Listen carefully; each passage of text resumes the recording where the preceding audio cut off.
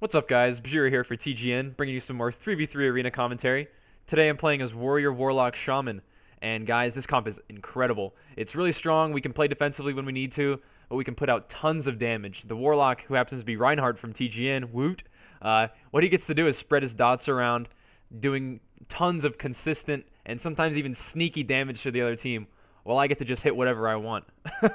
He gets to control the guys with his fears and whatnot. And, you know, I might throw a CC in here every once in a while. But aside from that, I pretty much just get to go to town on, like, for example, this rogue has Earthshield. Switch!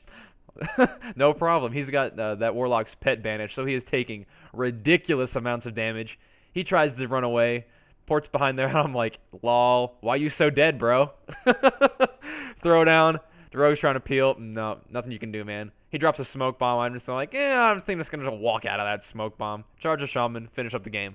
That's a pretty good example of, like, although we do have lots of, like, consistent damage output that, you know, wears down their team, what we can do really well is switch hard.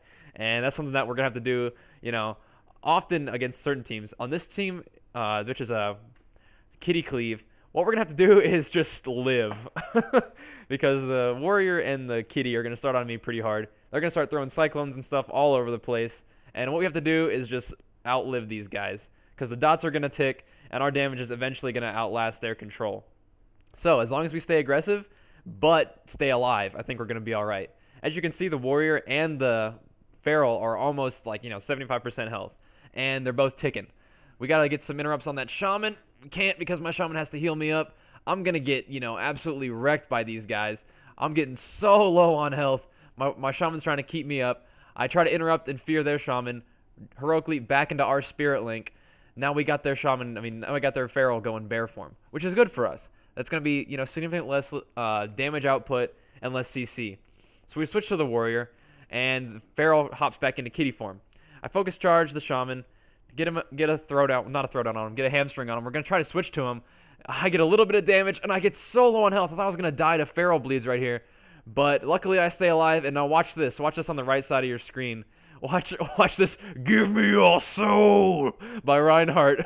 He kills the Shaman while I'm just like, ah, help! Running away from this feral and the warrior. I eventually get topped off, and, you know, these guys could still kill me. They could throw one cyclone and I'd be dead. However, I get away, I get healed up, and we're able to finish off the warrior. And the feral, as OP as they may be, can't really solo me at this point. So, luckily, Reinhardt is a monster and just, like, drains the soul of that Shaman while I'm, like, just trying not to die. And eventually we get the kill. That quick switch to the Shaman, me doing just, I'm gonna take some credit for that. I'm gonna say I did a little bit of damage. I did a little bit of damage to that Shaman, so you know, we worked together and managed to score that kill and stay alive. So that was an excellent but very intense game on my team. So this time we're facing a Holy Paladin, Arms Warrior, Frost Mage. This is a comp that I had a lot of fun with in my last commentary. It was really enjoyable, but in my attempts to, you know, advance my skills and knowledge about the game, I'm playing different comps. And so one thing that we learned to do against this team is, any mage team really, is what we'll do is kill this this water elemental, because once you get that thing down, that's tons of novas and utility that the mage has lost, and we all know that mages don't really need any more utility than they've already got. So if you can take, you know, some skills out of the mage's, you know, repertoire, if you will, then it's worth doing. Plus, it probably pisses them off if you kill their pet, which, you know, if nothing else, pissing off a mage is always a good thing to do. IMO. So anyway, completely not commentating this video at all. So a heroic throw to finish off that pet after Reinhardt's been dotting him up the whole time. I disarmed that warrior's wreck early, so we've already got a couple cooldowns out of the way. I go over there to fear the paladin. Paladin's in a fear. Hitting this warrior pretty hard. I'm going to switch over to the mage, though, because the mage, with his water elemental down, is something that is trainable. Definitely something that we want to sit on. So he drops his ring. I'm going to Wreck Storm. Don't even get disarmed for a while. Finally, there's the disarm. Mage down about half health. Now watch our dots as they tick on the whole team. The paladin's down to, you know, 75% health. The mage just continues to lose health. I'm on him hard right here. He blinks away, trying to get some heals on him, or the paladin's trying to get some heals on him.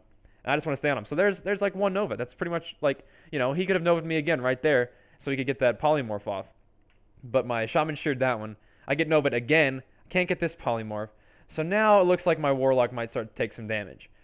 My job here is to sit on the DPS where I can, negate as much damage as possible. If I need to, then I can pummel the frost bolts. But if I'm on him, he might not even cast them. So I'm going to try to pressure this mage as much as possible. But this being said, when you need to peel for your Warlock, you need to peel for your Warlock because you do not want that guy to die. They can be tanky, but, if with 2 DPS, especially 2 bursty DPS like a mage and a warrior sitting on him, he could be in trouble. So I go over there, try to peel the warrior a little bit. We still have to drop a Spirit Link, which, is, not ideal, but it's fine. So I'm going to hit the warrior a little bit, try to keep him off my Warlock until we can get back into position. There's a new water elemental out, so I'm going to immediately switch to that. We've got some health back on our team, so I'm just going to Blade Storm, try to get a little bit of cleavage on these guys. Yeah, I said it, cleavage. Grow up. All right, we'll kill the water elemental, hit the mage, he blinks away. I'm like, come here. Heroic leap over to him, get him an improved hamstring so I can finally get some damage on him. Blown him up, get him to about half health. He's still taking damage, taking tons of damage, but looks like they've switched on to my Shaman at this point, which is not good for us. I'm going to focus sphere, focus charge, focus throwdown that paladin. We're thinking we can maybe either get an ice block or some sort of defensive cooldown. We get a bop. All right, so now I run over here, fear the paladin. He has to eat that full fear or bubble. But in the time it takes for him to decide that he wants to bubble and stuff, we've already got his mage dead. So that was a nice little setup there at the end, and that's what I'm talking about, the sneaky damage. Is even though I'm sitting on the mage, that Warlock's dots will just continue to tick and tick. And before you know it, your teammates are all like almost dead. And you're going to have to start blowing some cooldowns or they're going to die. And luckily, our Shaman was heads up enough to purge that bop off while the Paladin was in the fear. And we got that sneaky little kill on that mage. So this, guys, I'm telling you, this comp is tons of fun for me to play. Like, I love it. Having a Shaman here who can help on interrupts and doesn't get CC'd nearly as much as a Paladin is always a helpful thing to have on your team. Plus, a good Warlock, let alone a Warlock in general, like, Reiner is a beast, my guys, my bros. He's really good, and so he just spreads his dots around, spreads fears, and I go to town. So this is an interesting match.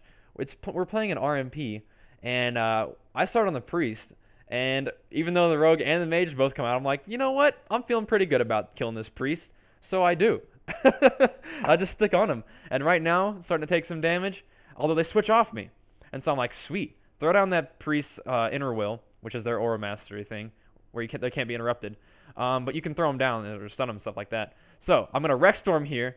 It looks like I got disarmed for a second. I'm not even trinketed as disarm because I do not feel like being disarmed right now. Now if I would have just heroic leaped a little bit further, oh my god, I could have charged him. But instead I get stunned and a smoke bomb. I still can't charge him right here because the way the LOS works with the smoke bomb. So I'm like, no. So I'm getting beat up. My Warlock fears the rogue off of me, and we're still on the priest because why not? He's about half health, and we're not really taking that much damage as a team, and we end up getting the kill on the priest because, like I said, guys, those Warlock dots, they'll keep ticking on somebody, and then he just fears whoever's whoever's bothering us away from us. So it's tons of fun, guys, and since I'm doing Arena with Reinhardt, another TGN director, you can expect tons more from us in the future. Thanks for watching, guys.